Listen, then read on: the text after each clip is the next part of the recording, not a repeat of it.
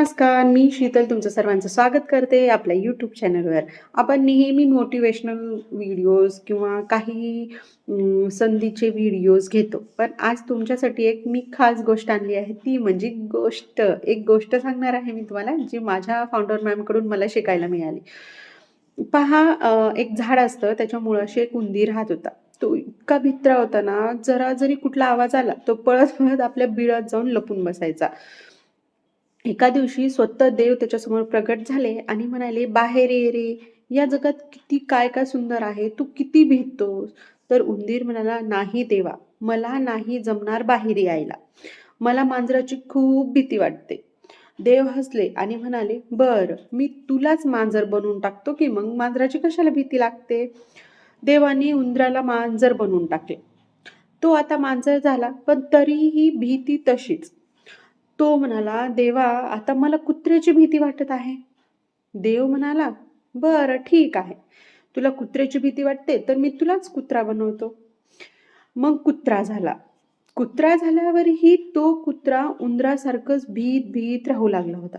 थोड्या दिवसात तो देवाकडे परत येऊन म्हणाला, "देव, आता माणसं दगडं मारतायत. खूप भीती वाटत आहे माणसांची." देव शेवटी म्हणाले, "मी तुला मांजर केलं, कुत्रा केलं, पण तू मनाने उंदीरच राहिलास. जोपर्यंत मन बदलत नाही, तोपर्यंत रूप बदलून काही उपयोग नाही." आणि देवाने पुन्हा त्याला उंदीरच बनवून टाकलं. संधी कितीही मिळाल्या, मन तयार नसेल तर फायदा काहीच नाही. देवाने उंदराला किती संधी दिल्या, पण त्याने काहीच उपयोग केला नाही. कारण मनाने तो तिथेच होता, जिथे उंदीर होतं.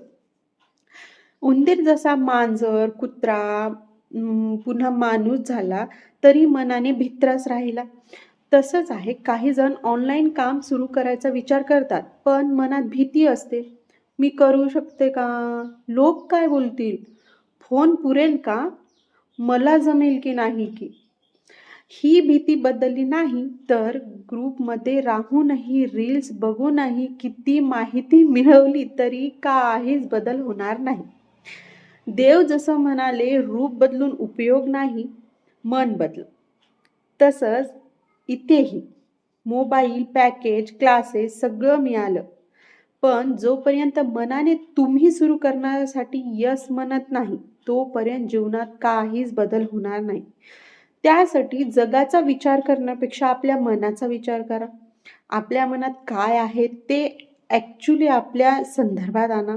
आणि कसं असते ना, आपण मनात जर विचार केला, की नाही मला हे जमणारच नाही, ते तुम्हाला आयुष्यभर कधी जमणार नाही. जर तुम्ही म्हणाल, "नाही, करून पाहण्यात काय चाललंय? आपणही करून पाहू." ह्या करतायत, आपणही करूनच पाहू शकतो ना. मग हेच तुमचं पॉझिटिव्हिटी आहे. अहो, जीवनामध्ये अशा खूप काही गोष्टी घडून जातात, पण आपण त्या गोष्टी लक्षच देत नाही. समजा आपल्या घरात काही प्रसंग घडला, चांगला आला तर आपण सगळ्यांचे धन्यवाद मानतो. जर दुःख आलं तर आपण फक्त निराश होऊन बसतो. पण त्यावर काय उपाय काढायचा, त्यावर काय समाधान निघेल याचा विचार कधीच कोणी करत नाही. यासाठी तर आपण फक्त आणि फक्त मागे राहत चाललो. पहा, 2024 संपलं आणि आता 2025ही चाललं. पण आपण जिथे आहोत तिथेच आहोत. आपण ना मागे जातो ना पुढे जातो. कारण कसं होत आहे, फक्त दिवस बदलत आहेत, कॅलेंडरचे पेज बदलत आहेत. हिवाळ्यावरून पावसाळा, पावसाळ्यावरून हिवाळा येत आहे. पण आपण ज्या ठिकाणी आहोत तेच रुटीन चालू आहे.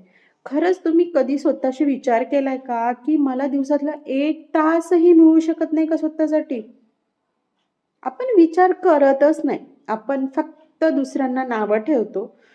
"नाही हो, तुम्ही केलं म्हणून मला जमेल का?"